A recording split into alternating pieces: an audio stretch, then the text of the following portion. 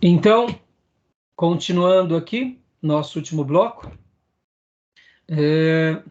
falando aqui continuando a falar sobre figuras de linguagem, a gente estava falando agora sobre fábula, sobre alegorização, e eu dizia sobre o Tolkien e o C.S. Lewis. O Tolkien, ele era religioso. C.S. Lewis, ele era escritor dessa área de literatura, de contos, e dizem, né? Dizem que ele tinha uma mente fotográfica, C.S. Lewis. Por exemplo, ele pegava um livro e falava no livro tal, na página tal, no capítulo tal, no terceiro parágrafo, está escrito assim. Ele era uma mente brilhante dos seus dias. E ele tinha dificuldade de compreender Deus e a fé. Depois do contato com esse escritor e com esse professor, ele foi se despertando e é aí onde ele se converte. Ele se converte e se torna um dos maiores defensores do Evangelho. Leiam tudo que vocês puderem sobre C.S. Lewis. É maravilhoso. É maravilhoso. Por quê? Porque ele tem uma reflexão cristã de uma forma como Paulo, eu diria. C.S. Lewis é um Paulo dos nossos dias, entendeu? Ele consegue comunicar Jesus e o Evangelho e a fé de uma forma inteligente. E dentro dos... Aqui, olha que interessante. Eu acabava de falar há pouco no módulo anterior sobre a fábula, não é? Tem um livro de C.S. Lewis que é fantástico. Fantástico, chamado Uma Carta do Diabo ao Seu Aprendiz. Ele cria uma ficção C.S. Lewis.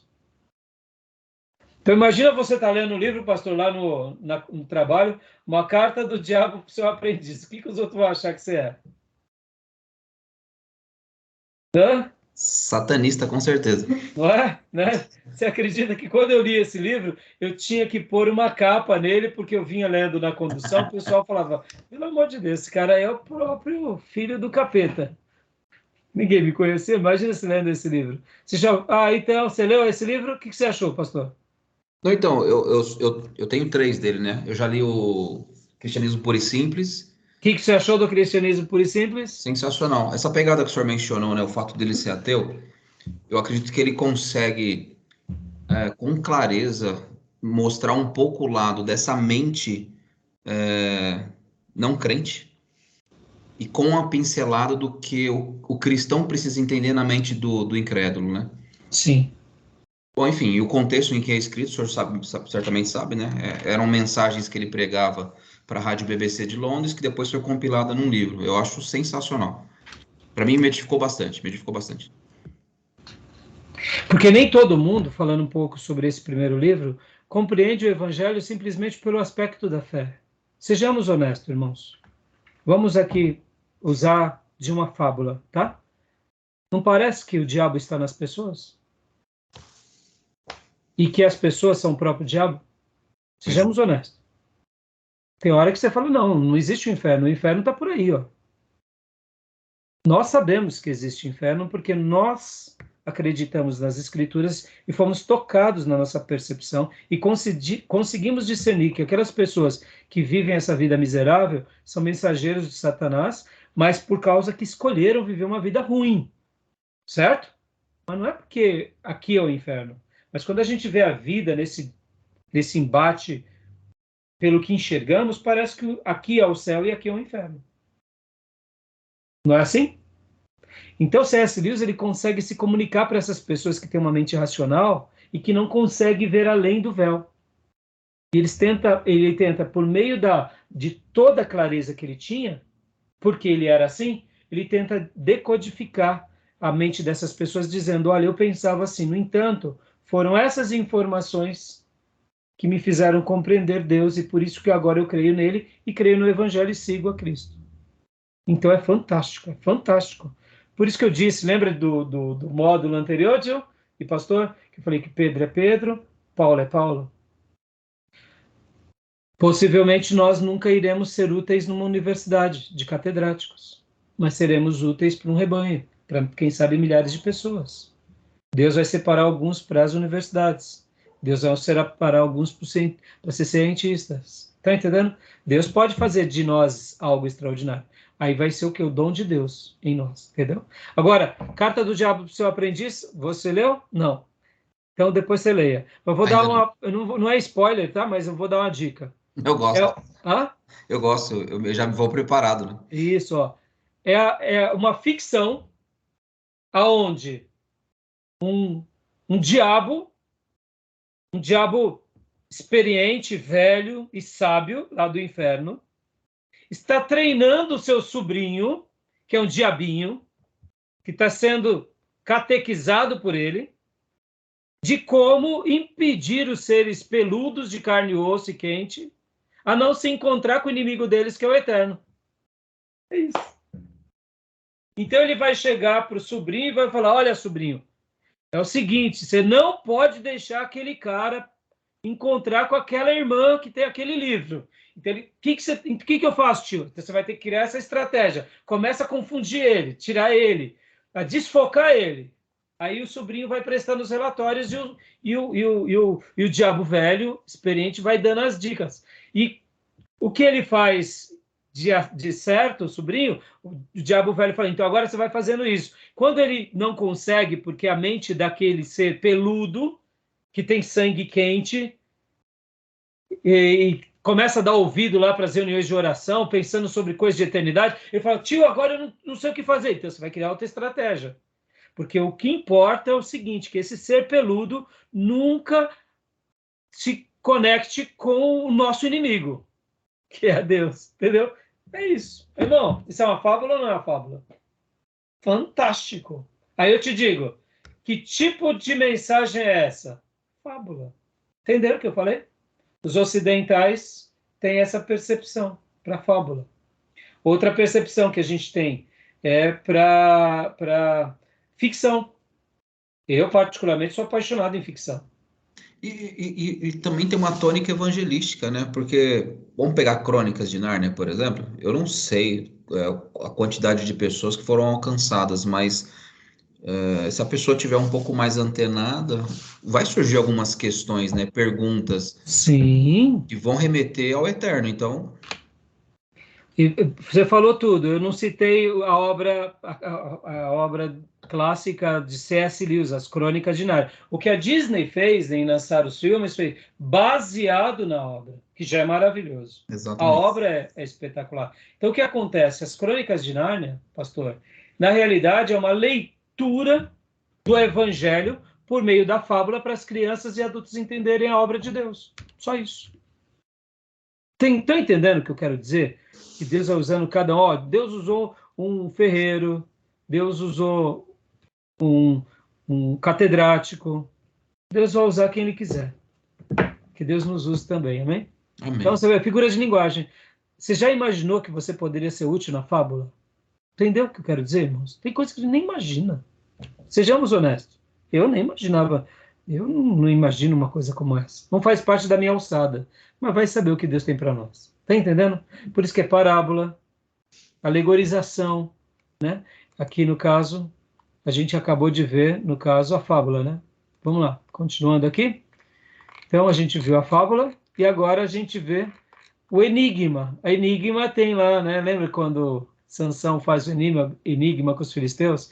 Enigma também é um tipo de alegoria, porém sua solução é difícil e abstrusa, né? Então, agora outra coisa, outra figura de linguagem, tipo. O tipo é uma classe de metáfora que não consiste meramente em palavras, mas em fatos, pessoas ou objetos que designam fatos semelhantes, pessoas ou objetos no porvir. Essas figuras são numerosas e chamamos nas Escrituras de sombra dos bens vindouros, e se encontram, portanto, no Antigo Testamento. Lembra aquelas ideias de que o cordeiro que era morto lá, o cordeiro pascal, é um tipo de Cristo? Lembra dessas citações? Jesus é o segundo Adão, é tipo. Melquisedeque, Jesus, ele recebe o sacerdócio de Melquisedeque, porque ele é sumo sacerdote da ordem de Melquisedeque. Melquisedeque é o tipo de Cristo. Estão entendendo? Tudo bem até aí? Tranquilo? O tipo é mais fácil para nós, né? O tipo é mais fácil, Claro. porque tem muitos exemplos na Bíblia sobre isso. Símbolo. O símbolo é uma espécie de tipo pelo qual representa alguma coisa ou algum fato por meio de outra coisa ou fato familiar, que se considera a propósito para servir de semelhança ou representação. Também, aqui já lembra, né, mais ou menos o que a gente falou sobre o tipo. É uma espécie de tipo. E aí a parábola que a gente conhece bem. A parábola é uma espécie de alegoria apresentada sob forma de uma narração, relatando fatos naturais ou acontecimentos possíveis, sempre com o objetivo de declarar ou ilustrar uma ou várias verdades importantes. Bom, deixa eu só falar aqui uma coisa para vocês. Parábola do filho pródigo, parábola. Lázaro e o rico, é parábola?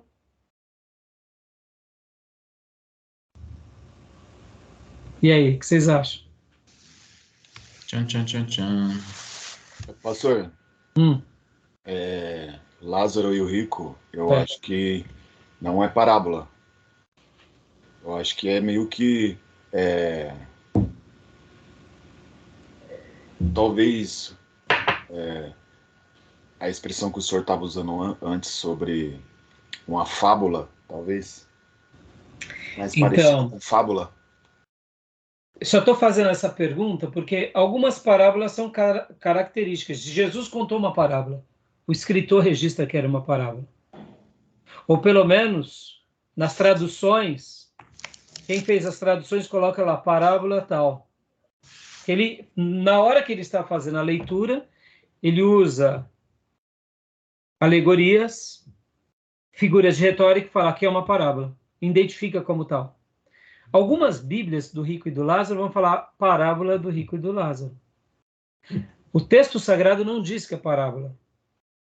Mas alguns tradutores vão colocar como título. Então, pastor, o que você acha? Então, eu acho que a parábola, eu estou até procurando aqui agora, é Lucas 16, se eu não me engano, né? Mas eu acredito que seja parábola. Embora, bom, eu acho que é parábola. Então, eu fiz a pergunta de propósito, irmãos, por quê? Porque como é muito comum a parábola na Bíblia, certo? É muito comum a parábola. Quando a gente pega o rico e Lázaro, por exemplo, ó, vamos pegar Lucas 16:1. Jesus disse aos seus discípulos: o administrador de um homem rico foi acusado de estar desperdiçando seus bens. Então, aqui Jesus começa a contar uma história. Na NVI está a parábola do administrador astuto. Porque o tradutor, ele, ao ver esse texto, ele identifica que, de fato, é uma parábola. No entanto, quando o texto continua e o ensino continua sendo citado, quando chega no versículo 19, olha o que aparece. Rico e Lázaro. Ao estudar aqui com mais detalhes, chegamos à seguinte conclusão, que aqui não foi necessariamente uma parábola. Aqui foi, de fato, uma revelação da vida vindoura. Mas, por exemplo, na King James atualizada, coloca a parábola do rico e de Lázaro. Pode ver, a King James versão. Vamos pegar outras versões bem clássicas. Vamos pegar aqui, por exemplo, a Bíblia de Estudo. Vamos pegar a Pentecostal. Deixa eu pegar aqui.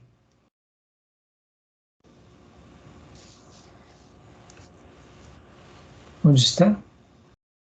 Aqui, edição Pentecostal. Parábola do rico e de Lázaro.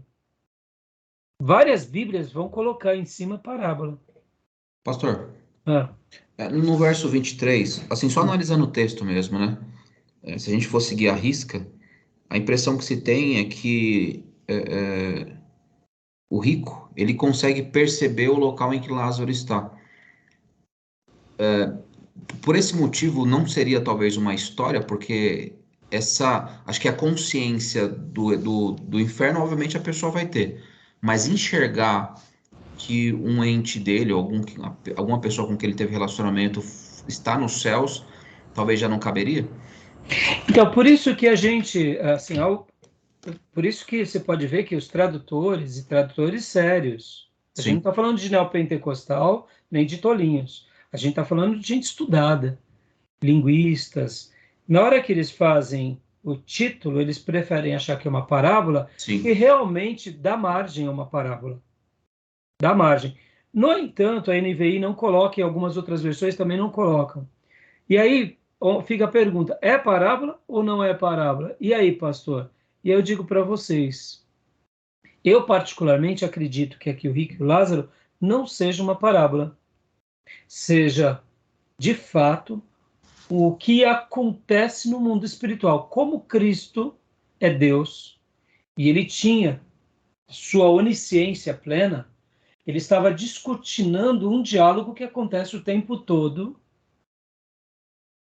nessa eternidade, onde as pessoas já estão, como eu disse nos módulos anteriores, eles estão nas salas de estar, ou do céu ou do inferno. Lembra que em escatologia nós falamos que quando uma pessoa morre em Cristo, ela não vai para o céu diretamente, mas ela vai para a sala de estar do céu. E quando uma pessoa morre sem Cristo, ela vai para uma sala de estar do inferno. Já são lugares de tormento e de paz, mas ainda não é o céu, porque ainda não veio o grande julgamento. É o seio de Abraão e é um lugar de tormento. Na minha concepção, ou por revelação do Espírito Santo, ou porque Jesus era Deus, ele estava descortinando e mostrando para as pessoas essa realidade espirituosa. Então, eu não deduzo, essa é a minha leitura, que aqui não é uma parábola, é uma revelação da eternidade. Por isso, que pode ver, havia um homem, Jesus pontua. Ele não... Eu sei que muitas parábolas, Jesus também diz, Jesus disse aos seus discípulos, o administrador de um homem, ele começa como se fosse algo real. Mas eu, particularmente, faço essa leitura. Para mim, é mais agradável enxergar aqui como uma revelação, não como uma parábola. Não estarei afirmando que quem faz isso está errado, quem diz que é parábola está errado, porque dá margem também, entendeu? Então, eu estou só citando isso para vocês verem como uma interpretação ela é difícil. Como a gente tem que pegar, por exemplo, quando a gente pega lá Lucas 15, ó, todos os publicanos e pecadores estavam se reunindo para ouvi-lo, mas os fariseus e os mestres da lei criticavam. Este homem recebe pecadores e come com eles. Então Jesus lhe contou esta parábola. Aqui está claro. Aqui, Lucas 15 é parábola. E o versículo 8, quando vai falar da dracma, ou qual da mulher possuindo... E aí, o versículo 11 do filho perdido. Jesus continuou. Continuou o quê? Que ele já vinha contando. São 3 parábolas. Então, em algumas ocasiões, o escritor sagrado, ele faz questão de deixar que ou é uma parábola, ou ele dá a alusão de que está fazendo uma parábola.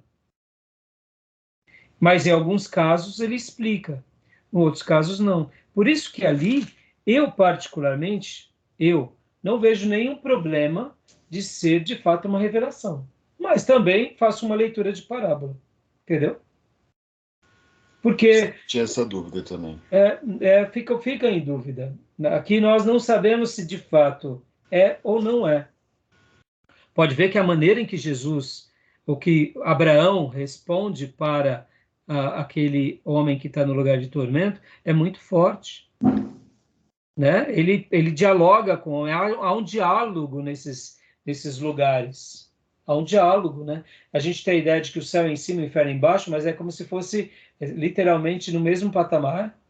Dá uma ideia, tem um abismo que separa um, não passa para outro lugar, e um está consciente do outro. É horrível. E ele tenta, inclusive, o rico apaziguar a situação dos dele, mas fala, não. Isso que essa parte é a mais alta do texto. Guardem isso, irmãos. Guardem isso. No livro que seguramos nas mãos, ele é mais poderoso do que se um morto ressuscitasse e falasse do que há na eternidade. Amém. O poder dele é mais extraordinário, destruidor, transformador do que se mortos saíssem do inferno e viessem se comunicar com os vivos. Essa possibilidade dramática, que aqui é uma fábula, se acontecesse, as pessoas se impressionariam com isso e mesmo assim talvez não mudariam de vida. Por quê? Porque elas ficariam duvidando talvez dos que saíram do inferno. Seria mais ou menos isso. No entanto, o que o texto está dizendo é que Moisés e os profetas são tão poderosos que quem dá ouvido seria muito mais eficaz e útil do que se acontecesse esse tipo de manifestação sobrenatural. Por quê? Aí a grande pergunta, por que isso acontece? Porque esse livro é o livro do Espírito Santo de Deus para todos nós. É como se Deus falasse, se alguém não ouve o meu livro, não adianta anjo vir, não adianta morto ressuscitar, não adianta nada, porque o meu poder eu deixei aqui impresso pelo meu Espírito nessas páginas para aquele que crê. Quem crê, há uma explosão divina nesse coração. Por isso que Paulo pregando dizia que o Evangelho é o poder de Deus para a salvação de todo aquele que nele crê. Ou seja, olha o poder que a gente está nas mãos. Fantástico isso, né, irmãos? Fantástico. Só essa ideia valeu a aula de hoje já. Não é? Pensa, irmãos, a gente segura na mão o livro mais poderoso, que é o que transmite o poder de Deus, transmite a salvação, a libertação. É óbvio que nós iríamos amar ir num cemitério e de repente orar e os defuntos sair e começar a falar para todo mundo, gente, lá do inferno, tá! A gente ia amar ter esse poder. Mas é como se Deus falasse assim, para de besteira, Raimundo, para. Isso tudo é coisa da tua cabeça, porque as pessoas não iam se converter por causa disso, porque isso é um sinal. Porque aqui é um sinal do meu poder, sim, mas o meu verdadeiro poder está nas minhas palavras que eu deixei nesse livro sagrado para transformar todo mundo. Porque foi isso que Abraão disse. Ouçam Moisés e ouçam os profetas. Fantástico, não? Amém, meus irmãos? Eu estava crente que o derradeiro, né, a palavra final ali no verso 31, ele estava fazendo menção do próprio Cristo, né? Então não tem nada a ver. Mas é Abraão que está falando, né? Uhum. Mas não deixam de ser as palavras de Cristo na boca de Abraão, né? Pode ver. Não é? Abraão aqui é um tipo de Cristo da eternidade, não é? Ele não é Abraão, não é o pai da fé? Na verdade, minha pergunta está errada. Eu, assim, embora sabendo que é Abraão, eu estou acreditando que Abraão está fazendo menção do próprio Cristo, sobre a ressurreição dele dentre os mortos. Porque isso de fato acontece, ele ressuscita e as pessoas não creem ainda que é ele, né? Que ele ressuscitou. Não, pois é. Também, uma outra ideia. Pode ver que a ressurreição, ou seja, né, claro que ali é um cumprimento da palavra. Então, Jesus também é a palavra ali, né? Mas podem ver que quem não crê na palavra não crê em nada. Exatamente. É a palavra, né, irmãos? É por isso que a gente segura o maior tesouro de Deus. Quando eu preguei recentemente, eu até pus como fundo de capa, irmãos, eu amei. Eu pus como fundo de capa, que eu disse que... tá até aqui, eu vou mostrar aqui, porque eu acho que vale a pena agora, sem, como eu disse, sem falsa modéstia. Olha só, que legal. Isso daqui. Só mexer aqui. Ó. Já estamos acabando, tá, irmãos?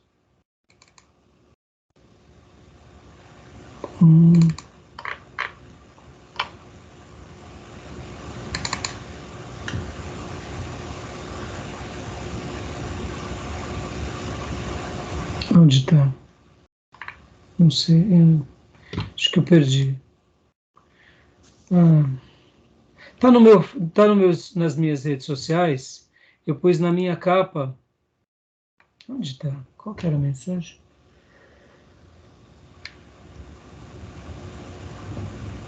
Ué. Eita, Deus. Só porque eu queria mostrar para vocês. Não. Não. Te falar, viu? É que nem criança, né? A gente fala assim, ó, vou mostrar e não acha, né? Bom, mais fácil vir por aqui, rapidinho, rapidinho. Ó. Deixa eu abrir aqui. Face.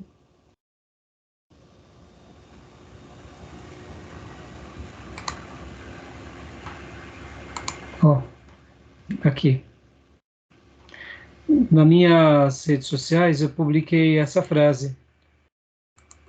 Eu deixei até como fundo de capa. Do livro vivo de Deus nascem cartas vivas. Não sei se vocês chegaram a ver.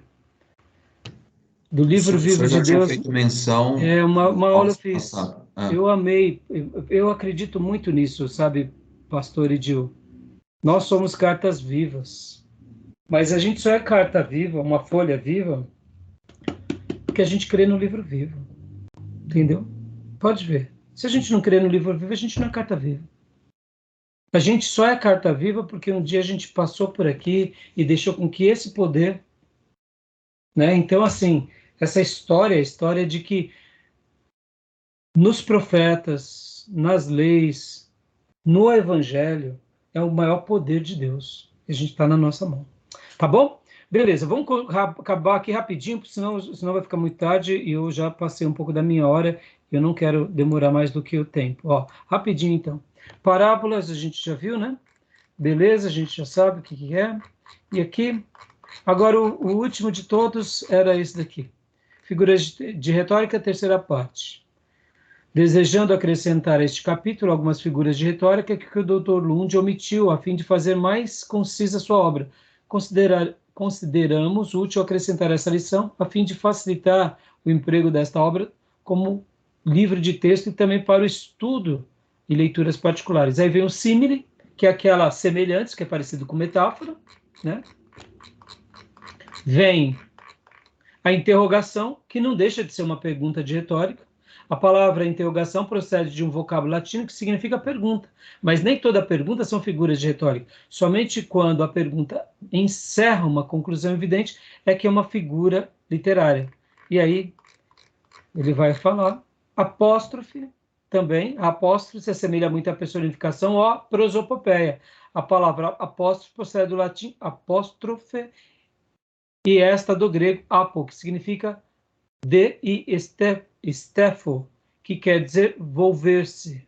Então, temos a apóstrofe e antítese também, que este vocábulo procede da palavra latina antíteses, e esta é a palavra grega que significa colocar uma coisa contra a outra, né? Ou seja, uma contra a outra. Tese e antítese, ou seja, antitese. Clímax e gradação. E também aqui, por último, isso, clímax e gradação. Tá bom, meus irmãos? E aí vem aqui, por último, né, a quarta parte, que é provérbios, acrósticos. Lembra o que é acrósticos? Né? Quando você põe ali uma palavra, né, o seu nome. Põe o seu nome, né? No caso, Dione, e escreve. Isso é um acróstico. Uma figura de linguagem também. Figura de retórica. Né? No caso aqui, ó. Que era usado para expressar a palavra Jesus, né? O I, o J, no hebraico é I, tá, irmãos? Cristo, Deus, Filho Salvador. Que dava a mesma expressão de peixe, né? Lembra? Ó, os cristãos da igreja primitiva, como evidenciaram as catacumbas na cidade de Roma, empregavam comumente o acróstico nos epitáfios. Um dos símbolos favoritos secretos de sua fé imutável sobre o fogo e a perseguição era o desenho de um peixe. A palavra grega equivale a peixe, era ictus. Então, vocês já ouviram dessa história? Na igreja primitiva, quando os imperadores romanos e os romanos iam perseguir os cristãos, eles tinham que ficar, tinham que fugir para não ser mortos e tal. E quando eles iam adorar a Deus, como que eles iam se reunir para adorar a Deus, sendo que estava todo mundo perseguido e todo mundo desesperado, não sabia quem poderia entregar quem? E vocês sabem dessa história? Eles desenhavam peixe. Eles riscavam o peixe no chão, um fazia um risco, o outro fazia outro risco, e o símbolo do peixe, porque era um acróstico que dava aquela designação, Jesus Cristo, Filho de Deus Salvador. E assim, então, um se identificava com o outro. Por isso que o peixe passou a ser um símbolo do cristianismo. Interessante, né? Muitos acham que é porque Jesus fez a multiplicação. Não. Era porque no momento da história da igreja houve a perseguição. E era essa maneira de se comunicar por meio do símbolo, que designava um acróstico, ou seja, figuras de retórica. Interessante, né? Então, para a gente concluir aqui, o paradoxo é outra figura de retórica, figura de linguagem. E os hebraísmos que a gente já viu nas aulas anteriores, filhos da luz, filhos da desobediência, filho da paz, amar e aborrecer, e etc. e tal. E, vamos lá, deixa eu ver aqui.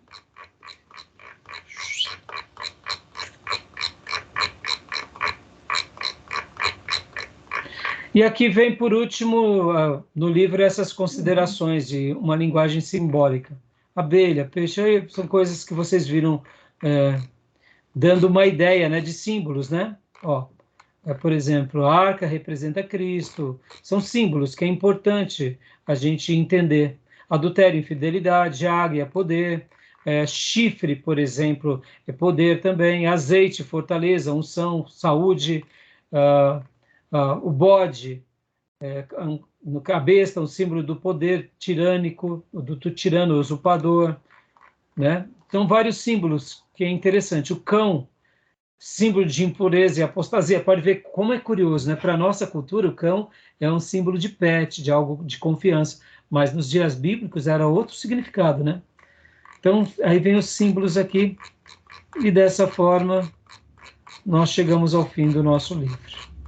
Beleza, meus irmãos? Eu acho que aqui vocês não devem ter tido dúvida nenhuma, né? Tranquilo? Tranquilo? Tudo bem. Ok, pastor. Ok, alguma dúvida? Nenhuma dúvida? Queria hoje ter começado o nosso livro do Berkoff, não deu? A partir da semana que vem a gente vai começar nele, e eu pretendo concluir os capítulos. Nem que a gente tenha que gastar um dia a mais ou outro, porque agora essa parte desse livro a gente vai entrar um pouco mais para a história.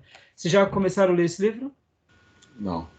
Então agora para o que vocês estão fazendo, de tudo que vocês estão fazendo, e começa ele. Por quê? O que acontece? Se vocês não lerem ele e não fizerem as perguntas, vocês não vão entender os assuntos. Porque a gente vai começar agora, irmãos, a trabalhar um pouco mais ou menos naquilo que o Russell Shedd comentou, sabe? Da complexidade do povo, da língua, os costumes. Então a gente vai caminhar um pouco na história dos princípios entre os judeus, como os judeus faziam hermenêutica.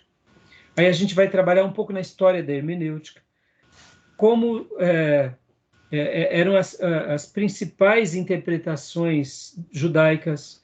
Aí depois a gente vai para a hermenêutica no cristianismo, a hermenêutica na Idade Média, a hermenêutica na Reforma.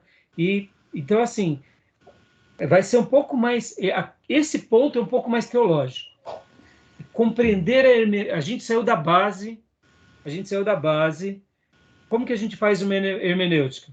Regra das regras, palavras, frases, contextos, desígnio do livro, paralelos, figuras de linguagem. Beleza. Como que cada um em cada tempo fez isso? Quem acertou mais, quem errou mais, por quê, aonde eles estavam, o que eles fizeram, quem acertou por quê, quem errou por quê. E esse é um ponto mais teológico, mais histórico.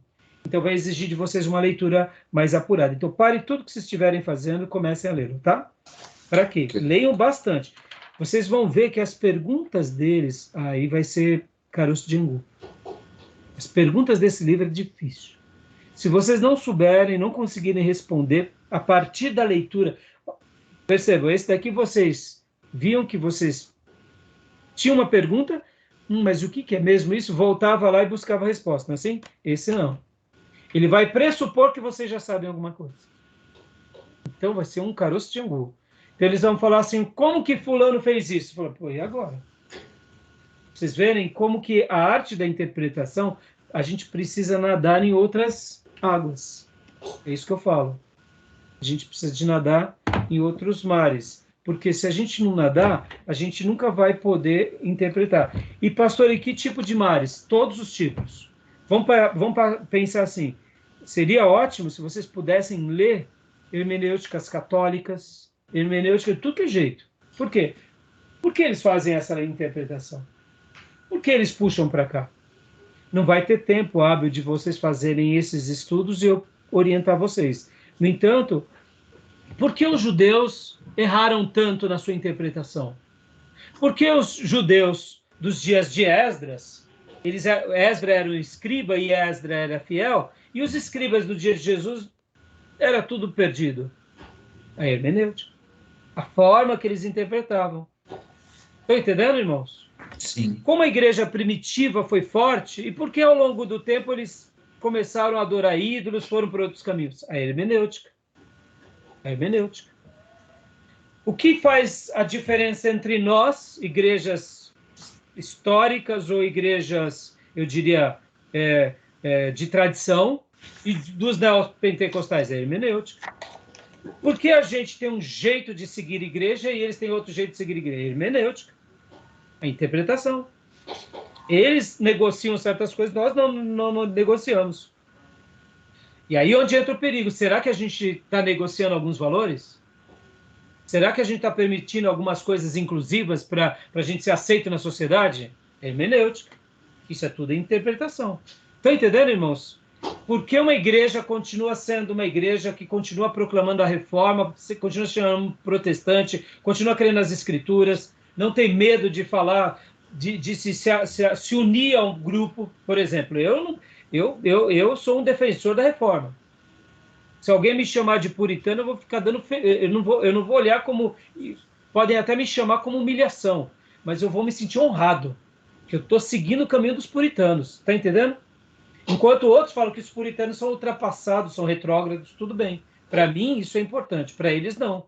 É hermenêutica. Estão entendendo, irmãos? Sim. Então, o que faz uma igreja ser o que ela é, um teólogo ser o que ele é? Hermenêutica. E aqui a gente vai... Agora que vocês já foram fundamentados, agora vai vir essa discussão. Então, podem ver que eu pedi do capítulo 1 ao capítulo, se não me engano, 4, para vocês lerem. Sim, até o capítulo 4. O capítulo 5, o 6 e o 7 são os mais importantes. Quem lê vai ganhar ponto extra. Porque vamos falar da interpretação gramatical, interpretação gramatical, a interpretação histórica e a interpretação teológica. Compreender esses pontos aqui é compreender a base da nossa hermenêutica. É o mais importante.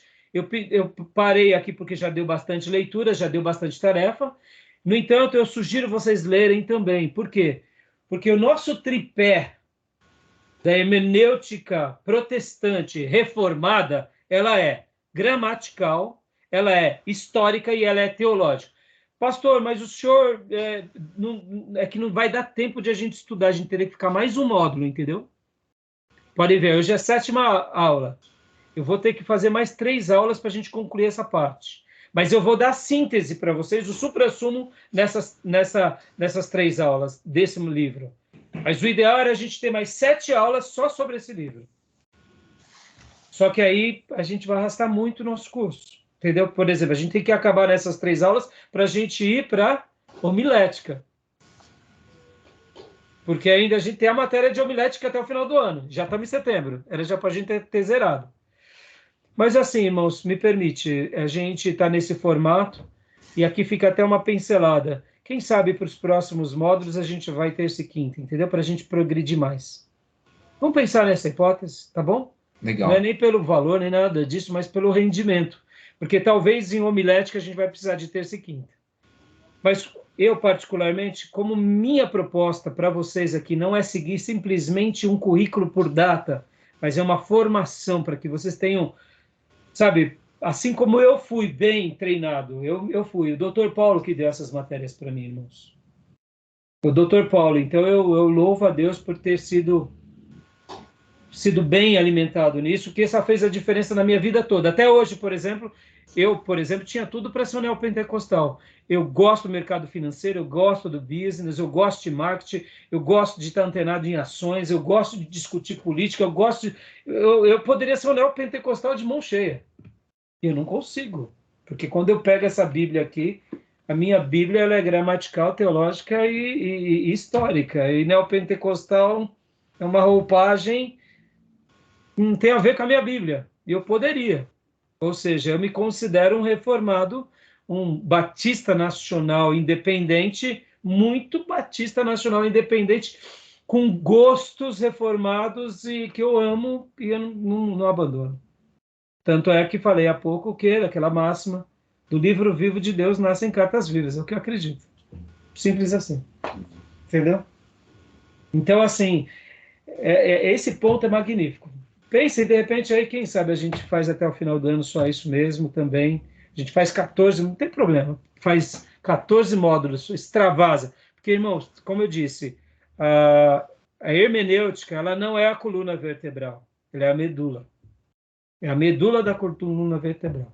É o que eu penso. É a hermenêutica e o que eu tinha falado para vocês, a exegese. Dali, você sai e você faz uma boa doutrina bíblica, você faz uma boa teologia sistemática, aí você vai permeando tudo, entendeu? Mas ela é essa essência. Pode ver, tudo é interpretação, irmão. Se a gente interpretar correto, a gente segue Moisés e os profetas. Se a gente não interpretar correto, a gente virou um fariseu. Ou um neopentecostal. Não quero nenhum desses. Nem saduceu. Só quero ser um bereano. Amém? Amém.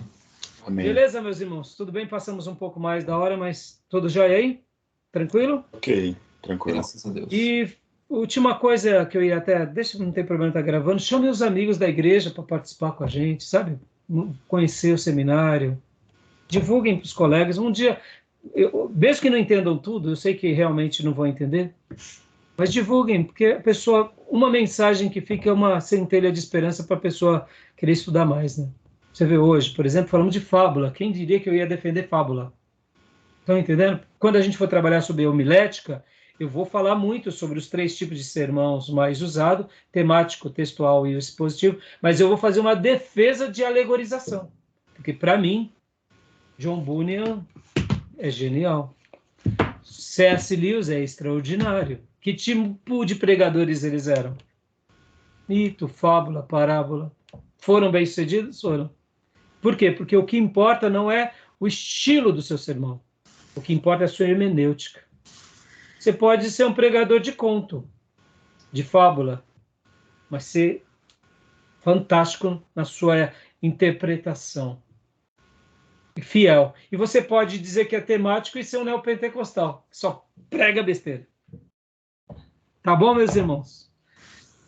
Então, que Deus continue nos abençoando e nos ajudando na caminhada e que a gente seja pescador de almas, né? Que a gente siga os passos de Pedro e de John Bunyan, né? E se tiver aqui alguns gênios aí, que nem C.S. Lewis e Paulo, eu quero poder falar assim, eu ajudei a lapidar o gênio. Só dei um empurrãozinho. Aí depois eu pego carona no gênio e aprendo com o gênio. Tá bom? Amém.